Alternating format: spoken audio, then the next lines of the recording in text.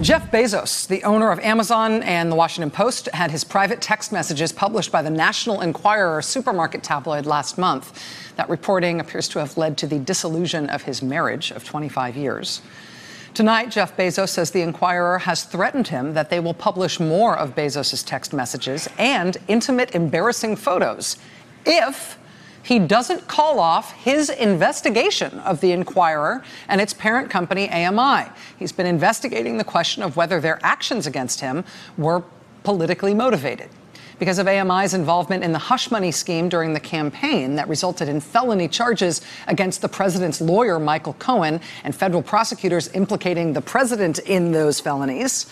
The immediate implication here is that any political motivation by AMI might have been to help President Trump, who has declared Bezos essentially to be his sworn enemy.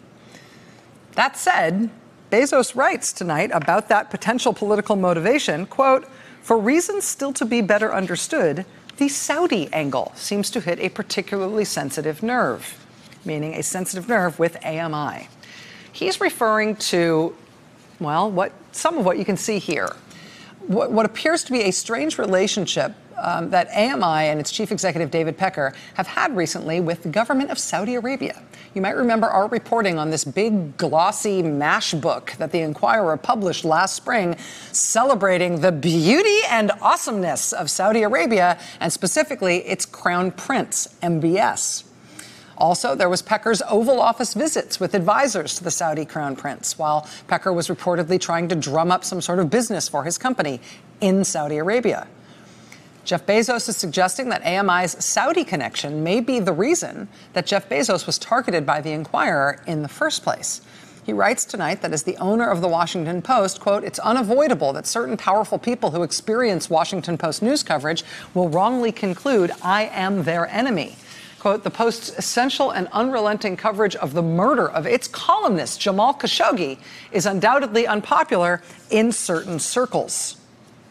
Jamal Khashoggi was murdered at the Saudi consulate in Istanbul in October. Since then, the Washington Post has been furious and relentless in trying to get justice for their murdered reporter, particularly because of the prospect that he was killed on orders from MBS, from the Saudi crown prince, something the Saudi government has emphatically denied and the Trump administration has emphatically ignored. Well, tonight we have the latest damning evidence tying the Saudi crown prince, MBS, to Jamal Khashoggi's murder. The New York Times with remarkably detailed reporting tonight on intelligence intercepts of MBS, of the Saudi crown prince, the kind of material we rarely get to hear about as members of the public.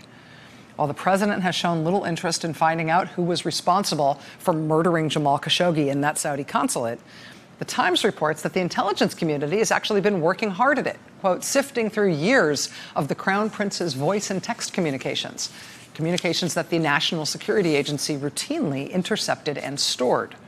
Included in that material was, reportedly, a phone conversation the year before Jamal Khashoggi was murdered, in which the Crown Prince, MBS, reportedly told an aide that if Jamal Khashoggi could not be brought back to Saudi Arabia, either through enticement or by force, then he personally would go after Khashoggi, quote, "with a bullet."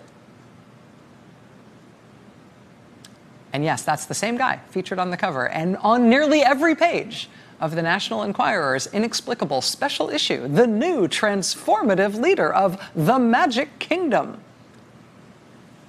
Tonight, the Washington Post says the Enquirer is threatening to publish his private and embarrassing photos unless he says publicly that the Enquirer's parent company, AMI, definitely, totally has not been motivated or influenced in any way by political forces as they have launched this hit piece and these additional threats against Jeff Bezos. Why are they so concerned about that? Hold that thought. Hey there, I'm Chris Hayes from MSNBC. Thanks for watching MSNBC on YouTube. If you want to keep up to date with the videos we're putting out, you can click subscribe just below me or click over on this list to see lots of other great videos.